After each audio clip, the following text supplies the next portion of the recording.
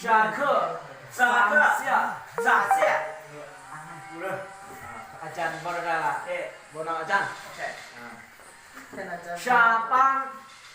下班下班回家回家回家回家กลับบ้าน 会出车回宿舍会出车回宿舍下去下去พักผ่อน 做饭做饭 กิน แต่งกิน做饭不做饭吃饭煮饭กินข้าว煮饭做เรียน 饭 เทียนเรียนเทียนแปลว่า เรียนเที่ยงโฆษณาร วมกันหรือว่าสนทนา สุดเที่ยง ถ้าผมเข้าใจมันได้เลยทำอาจารย์ได้นี่ก็สร้างจะมีไม่ได้หรอกทำอาจารย์ สบายจังเสียเขาเซย บอกการเมาบอก การเมา การเมาว่าคอยเป็นว่าเขาเป็นไอเป็นนั่นนะ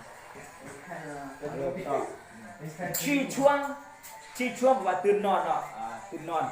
หรือเป็นตะเศร้าอะไรวะคือว่าตื่นนอนนะ กินนอนมันเศร้านะ 洗澡洗澡洗澡อาบน้ำ อาบน้ำ อาบน้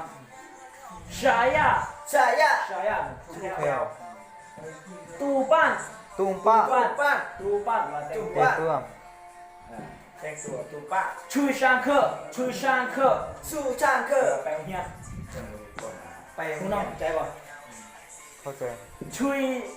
ช่วงบ้านช่วย ช่วยชัวป้าไป ช่วยชาบ้าน ช่วยชาป้า ช่วยชาบ้าน ช่วย ไป ชา ใน ป้า ชาเป้า แล้วมือว่ามีคนนั่งไล่เราใช่ป่ะช่วยชาบ้าน ช่วยชาป้า เรียกช่วยชาบ้าน ช่วยชาป้าโจโก้ 做作业做作业作业ชื่อเรียกเรียกบ้าน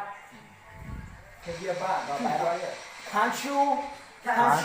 อ่านหนังสืออ่านหนังสืออ่านหนังสืออ่านหนังสือ看书睡觉สุย 睡觉睡觉睡觉睡觉แล้วนอน 就一大下家好，再见了，再嘛再了，睡觉的了，睡觉เวลานอนแล้วนอน 睡觉了安静点了，安静点，ว่าเงียบแต่ละนานเงียบ聪明聪明ว่าส 小 ลาด 妹 ทั้งหมดที่ทำก็จะมาได้ก็เพราะเส้นทำได้เนาะ เจ้าน้องไปได้เนาะ อาจารย์บนเราจะบนทำอย่างนี้เนาะ 煮饭做饭做饭做饭做饭ว่าแต่กินแต่กิน煮饭吃饭吃饭吃饭吃饭กินข้าว เรียนเที่ยงเที่ยง เลี้ยงเที่ยงเลี้ยงเที่ยงสุด ใช่ไหมไปทีชวน 起床วอวอเลยวะ 我穿วอกันมา 我干嘛我干嘛 เคยเป็น Thank you วอกัมมะ เอาไป ชื่อ